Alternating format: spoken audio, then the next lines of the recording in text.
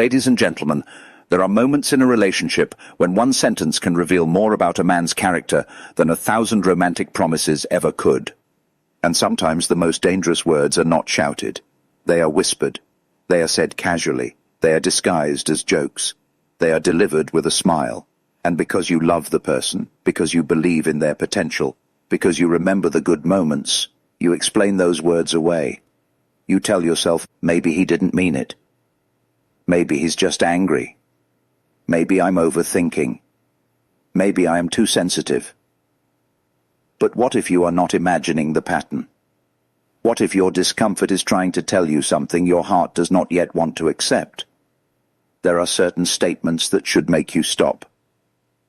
Not because one sentence automatically defines an entire human being, but because repeated language reveals patterns of thinking, and patterns of thinking eventually become patterns of behavior. A healthy relationship does not require you to constantly defend your feelings. A healthy relationship does not make you afraid to speak. A healthy relationship does not force you to shrink yourself so someone else can feel powerful. And a healthy relationship does not demand that you sacrifice your dignity in exchange for love. So today, I want you to listen carefully. Not with fear, not with suspicion, not with the intention of labeling every imperfect man as dangerous. Listen with awareness. Because psychology is not about condemning people. Psychology is about seeing clearly. And sometimes seeing clearly means realizing that the person you love may not be capable of giving you the kind of relationship you deserve. The first sentence you should pay very close attention to is, "You're too sensitive." Now, ladies and gentlemen, let us be precise. Everyone can be sensitive. Everyone can misunderstand something. Everyone can react emotionally. And sometimes, yes, we may need to examine our own reactions. But there is a profound difference between someone helping you understand your emotions and someone repeatedly using your emotions against you.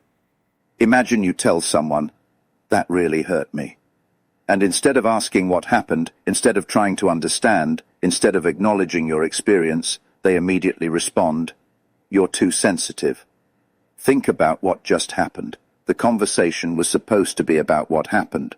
But suddenly the conversation becomes about whether you are allowed to feel hurt. That is a psychological shift. And if it happens repeatedly, you may begin questioning yourself. You may stop trusting your emotional responses. You may think, maybe I am the problem. Maybe I ask for too much. Maybe I should not say anything. Maybe I should just keep quiet. And slowly, you begin abandoning your own inner voice. That is dangerous. Because one of the most important relationships you will ever have is the relationship you have with yourself. If you learn to distrust your own perceptions, you become dependent on someone else to tell you what is real. And that is where your emotional freedom begins to disappear.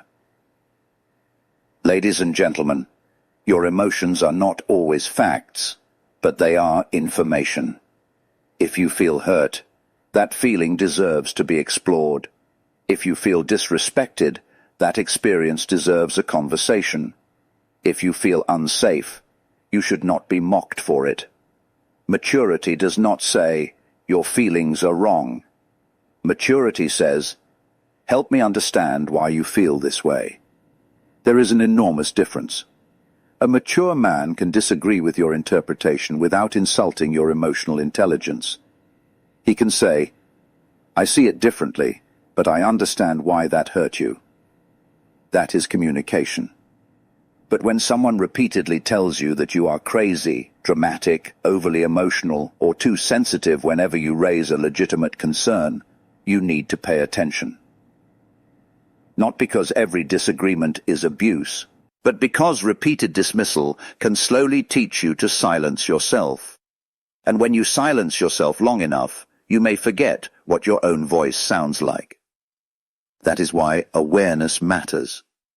The second sentence is, "You'll never find anyone better than me." At first it may sound like confidence. But listen to the psychology behind it. What happens when someone tells you that you will never find anyone better? They are not expressing love. They are introducing fear. The hidden message is, your options are limited. You should be afraid to leave. You should tolerate what I give you because nothing better exists. That is not love. That is scarcity. Healthy love does not need to convince you that you have no alternatives. Healthy love says, I want you to choose me freely. There is a profound difference between being chosen and being trapped. If someone knows they have to make you afraid to leave in order to keep you, they already understand that their behavior may not be enough to make you stay voluntarily. Think about that. If a relationship is truly healthy, why would someone need to convince you that nobody else would want you? Why would they need to destroy your confidence to maintain your loyalty? Because confidence creates freedom, and insecurity creates dependence. A person who constantly reminds you that you cannot do better may be trying to make you afraid of discovering that you can. And sometimes the most powerful thing you can do is refuse to participate in that fear. You can say, I don't need someone to tell me what my future options are. I need someone who respects the fact that I have a choice. Because love without freedom becomes possession, and possession is not intimacy. Intimacy requires two people who freely choose each other, not one person holding the other through fear. Ladies and gentlemen, never let someone convince you that being alone is worse than being disrespected. Loneliness is temporary. But staying in a relationship that destroys your sense of worth can reshape your entire identity. You may start accepting things you once promised yourself you would never accept. You may start rationalizing behavior that would horrify you if it happened to your friend. And why? Because you are afraid of leaving. That is why self-respect is so important. Self-respect gives you the ability to say, I would rather face the uncertainty of tomorrow than continue betraying myself today.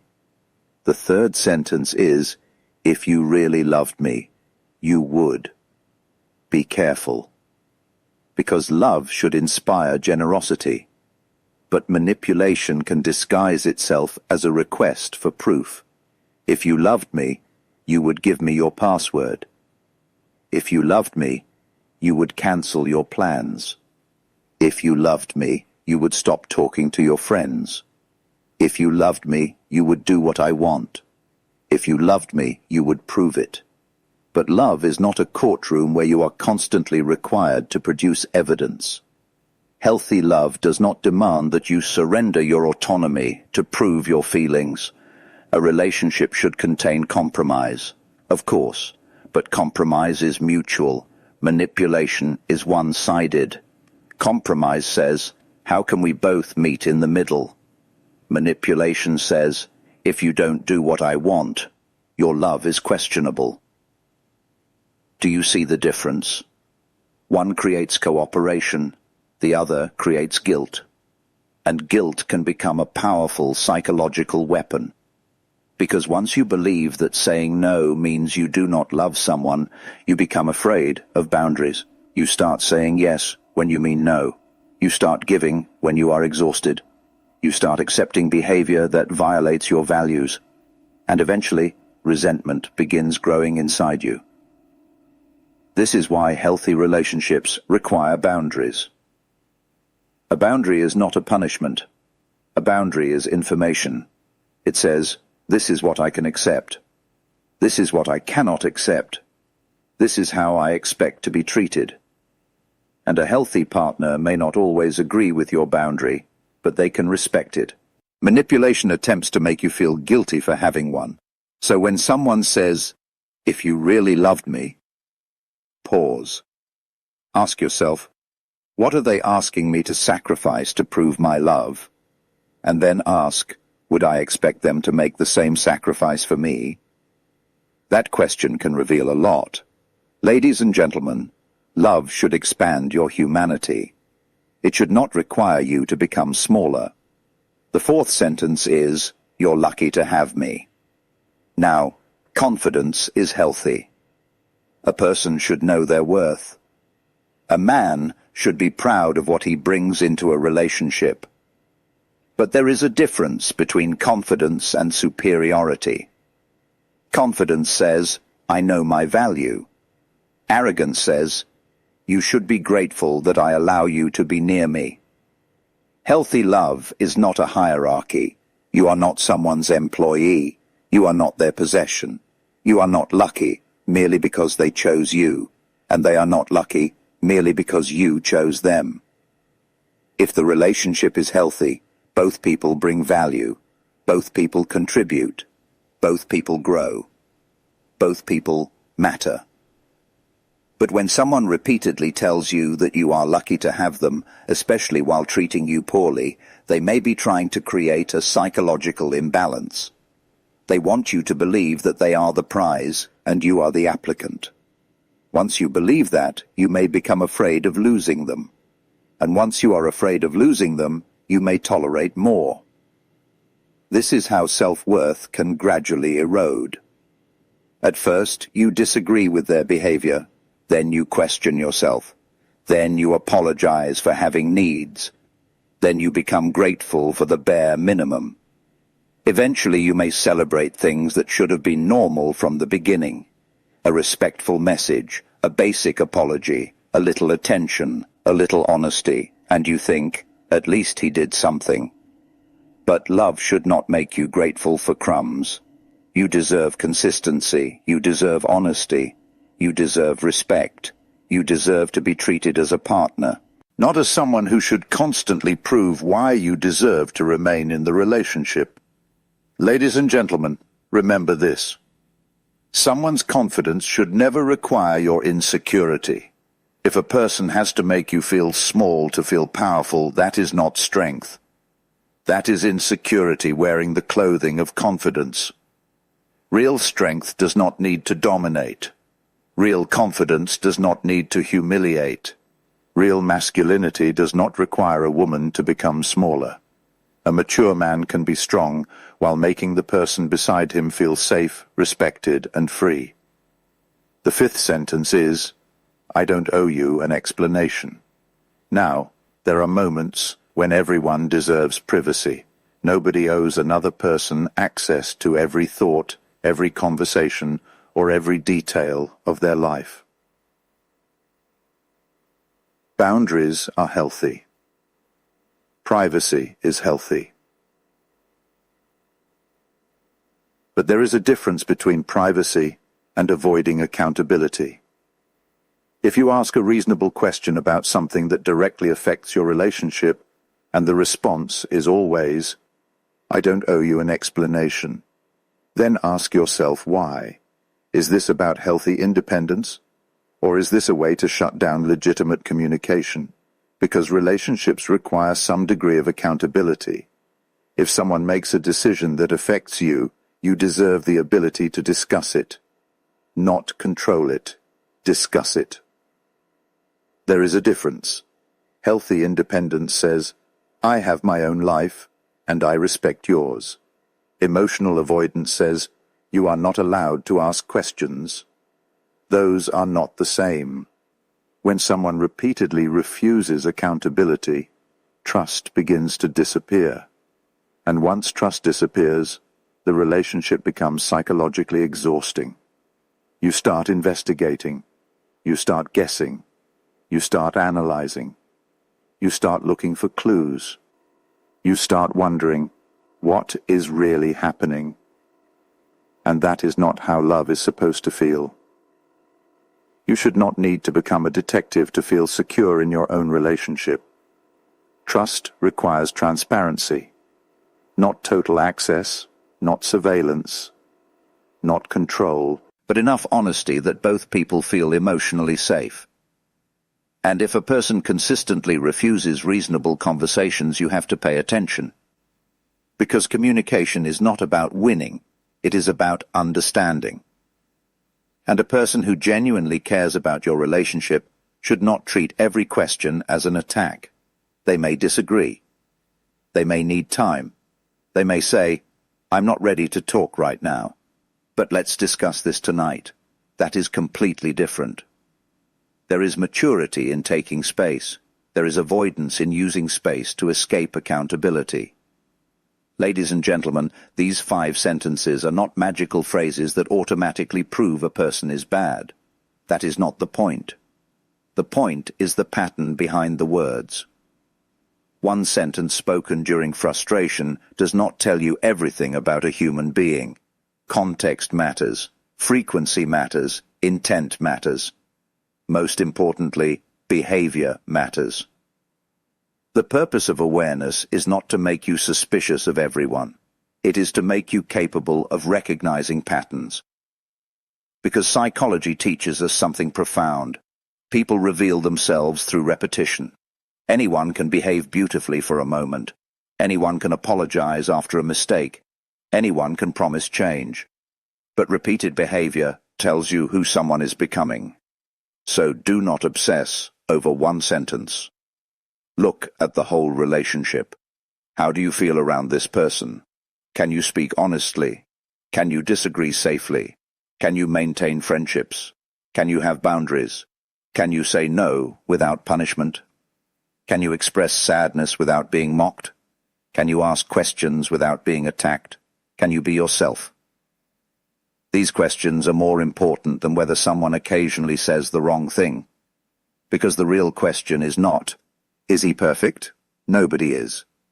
The question is this relationship emotionally healthy enough for both people to grow? That is a different question. And sometimes the answer is no. Ladies and gentlemen, one of the most difficult things about walking away is accepting that someone can have good qualities and still be wrong for you. Maybe he is intelligent. Maybe he is ambitious. Maybe he is charming. Maybe he is generous. Maybe he makes you laugh. Maybe he has a good heart in certain areas. And yet the relationship can still be unhealthy. This is difficult for the mind because we like simple categories. Good person, bad person. But human beings are complicated. Someone can have good qualities and still behave in ways that damage you. You do not need to prove that someone is evil before you are allowed to leave. Read that again in your mind. You do not need to prove that someone is evil before you are allowed to leave. You can leave because the relationship is no longer healthy for you. You can leave because your values do not align.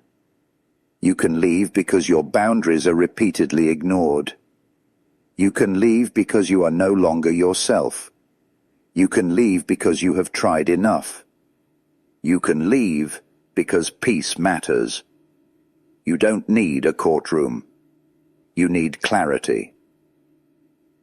And sometimes clarity arrives when you stop listening to promises and start observing patterns. Ladies and gentlemen, perhaps you have spent years trying to explain yourself. You have explained why certain words hurt you. You have explained what you need. You have explained your boundaries. You have explained your fears. You have explained what makes you feel loved. And yet, nothing changes. At some point, you have to stop explaining and start observing. Because if someone understands your pain and repeatedly chooses the behavior anyway, the issue may no longer be misunderstanding. It may be unwillingness. And you cannot solve unwillingness with more explanation. You cannot communicate someone into caring. You cannot argue someone into empathy. You cannot beg someone into maturity. You cannot love someone into becoming emotionally responsible. People change when they decide to change. Not because you suffered enough. Not because you cried enough.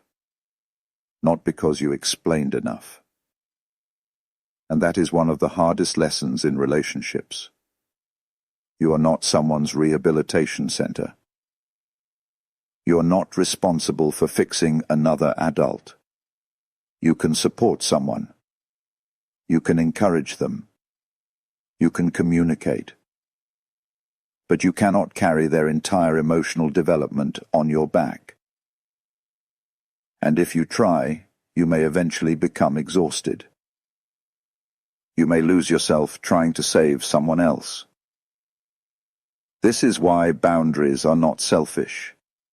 They are necessary. Ladies and gentlemen, there is also a deeper psychological issue here.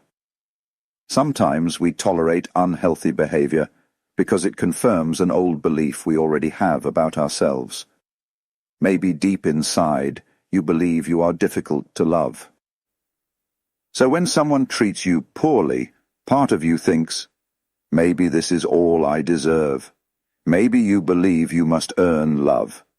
So you keep giving, you keep proving, you keep sacrificing. Maybe you fear abandonment. So you tolerate disrespect because losing someone feels more terrifying than losing yourself. This is where inner work becomes important, because the healthiest relationship you can build begins with the relationship you have with yourself. Ask yourself, what do I believe I deserve? What behavior do I tolerate because I am afraid of being alone? What am I willing to sacrifice just to keep someone? What would I advise my closest friend to do if she were living my life? That last question can be powerful, because sometimes we are wiser about our friends' relationships than our own. If your friend told you, my partner constantly tells me I'm too sensitive, you might immediately say you deserve better. But when it happens to you, you say, maybe he had a bad day. Why?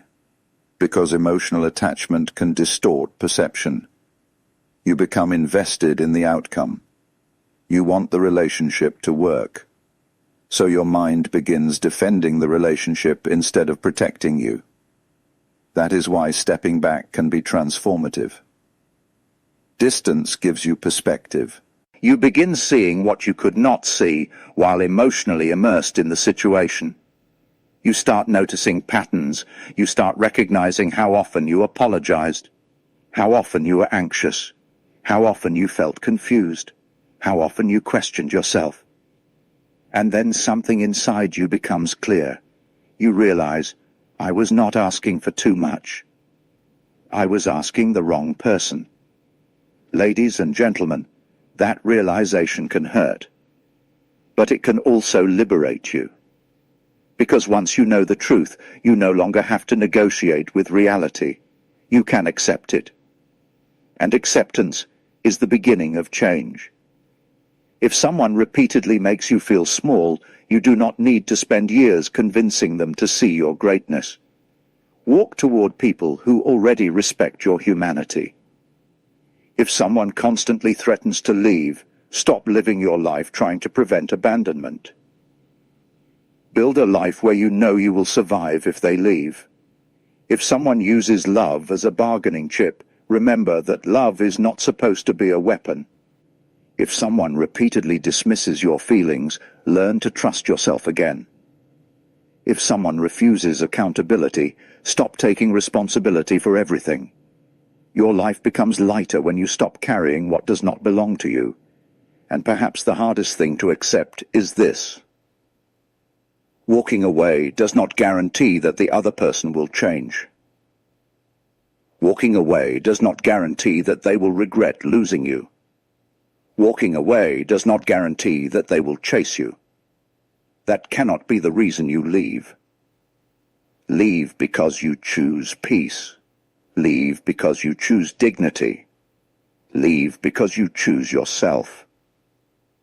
If they change afterward, that is their journey. If they regret it, that is their emotion. If they come back, that is their choice. But whether you let them back into your life is your choice. And that distinction gives you your power back. Ladies and gentlemen, do not walk away to make someone chase you. Walk away because you are no longer willing to chase yourself away from who you are. Do not walk away to make them jealous. Walk away because your life deserves your attention. Do not walk away so they will finally understand your value. Walk away because you already understand it. That is the difference between revenge and self-respect. Revenge still revolves around them. Self-respect revolves around you. And when you reach the point where your decisions are no longer designed to produce a reaction from another person, you have become emotionally free. You no longer ask, how will he react? You ask, what is right for me? That is maturity. That is consciousness. That is the beginning of inner freedom. And if you are currently in a relationship where these phrases appear repeatedly, do not panic. Do not immediately make decisions based solely on a speech. Observe, communicate, set boundaries, look at patterns. If you feel unsafe or threatened, prioritize your safety and seek appropriate support from people you trust or qualified professionals. But if the relationship is simply confusing, start by becoming honest with yourself. Ask, am I happy? Am I respected? Can I be myself? Can we disagree without cruelty? Do I feel heard? Do I feel emotionally safe? Does this relationship help me grow? These questions can reveal more than romantic words ever will. Because the goal is not to find a perfect person. The goal is to build a healthy relationship between two imperfect people who are willing to take responsibility, communicate honestly, and respect each other's humanity. Ladies and gentlemen, never forget that your standards are not an insult to someone else's character. A boundary is not an accusation. It is a declaration of what you will participate in. You can say, I will not be spoken to that way. I will not be manipulated through guilt. I will not remain where I am constantly disrespected. I will not abandon myself to keep a relationship alive. And if someone responds by saying, then leave, believe them. Not because you want the relationship to end, but because you should never have to beg someone to value your presence. The right relationship does not require constant threats of departure. It requires two people who genuinely want to build something together. Ladies and gentlemen, the deepest lesson here is not about men. It is about self-awareness. It is about learning to hear what your intuition is saying. It is about recognizing when love has become fear, when patience has become self-abandonment, when loyalty has become self-neglect, when compromise has become surrender, when forgiveness has become permission. There comes a point when you must ask yourself, am I staying because this relationship is healthy, or because I am afraid of what happens if I leave? That question can change everything. Because fear can keep you in places that love never would. And sometimes the strongest act of love is not staying. It is releasing. Releasing someone does not mean you hate them. It means you accept reality. It means you stop trying to force a relationship into becoming something it has repeatedly shown you it cannot be. You let go. You grieve.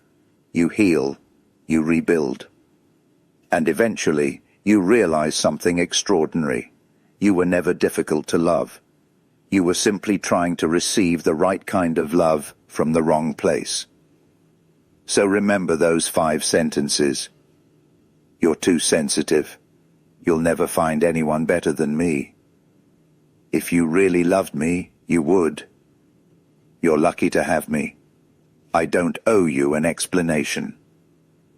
Listen to the pattern behind the words. Do not fear the words themselves. Look for repetition. Look for manipulation. Look for contempt. Look for dismissal. Look for control. Look for the absence of accountability. And most importantly, look at who you become when you are around that person. Because sometimes the clearest evidence is not what they say. It is what happens to you. Do you become anxious? Do you become silent? Do you become afraid? Do you constantly question yourself? Do you stop trusting your intuition? Do you feel like you have to earn basic respect? If so, pay attention, because love should not require you to disappear. You should not have to become smaller to keep someone beside you. You should not have to betray yourself to maintain a relationship. You should not have to sacrifice your identity for someone's approval. You can love someone and still choose yourself.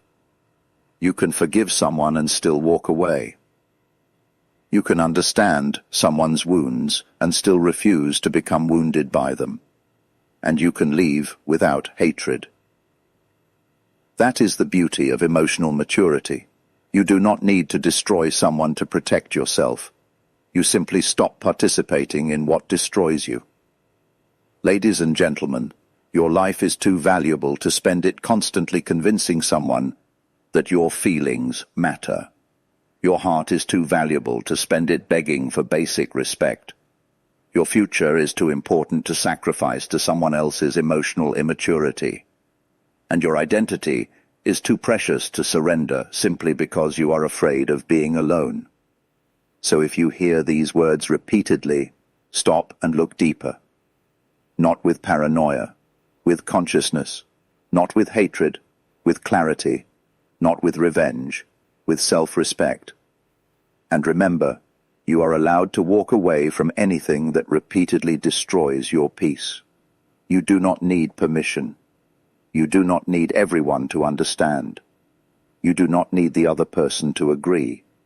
You need the courage to listen to yourself. And perhaps one day you will realize that walking away was not the end of your story. It was the moment your story finally became yours again. The moment you stopped asking, "How can I make this person love me?"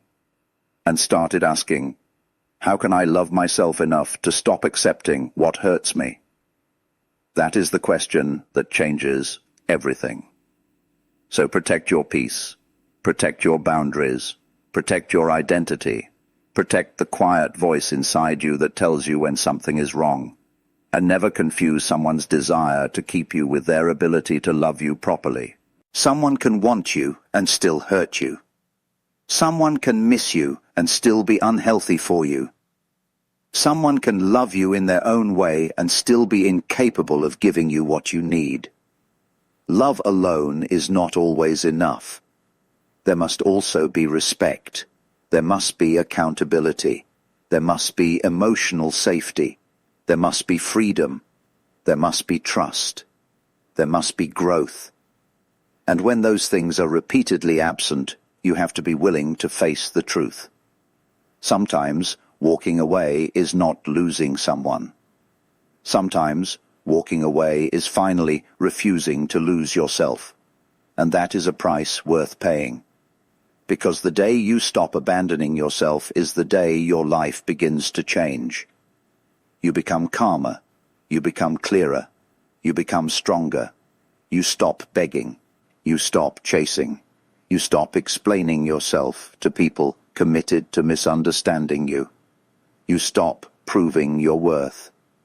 And you begin living, not for approval, not for attention, not for someone else's validation, but for yourself. Ladies and gentlemen, the world does not need another person who has learned to tolerate everything just to keep someone. The world needs people who know how to love without losing themselves. People who can forgive without becoming prisoners of the past. People who can set boundaries without guilt. People who can walk away without hatred. People who can say, "I loved you. I learned from you. I wish you well, but I choose myself now." That is not weakness. That is strength. That is not selfishness. That is self-respect. And that is not the death of love. It is the beginning of a healthier relationship with yourself. So remember the 6 lessons. Do not ignore repeated dismissal of your feelings. Do not let fear convince you that nobody else will value you. Do not allow guilt to become a substitute for genuine love. Do not accept superiority disguised as confidence.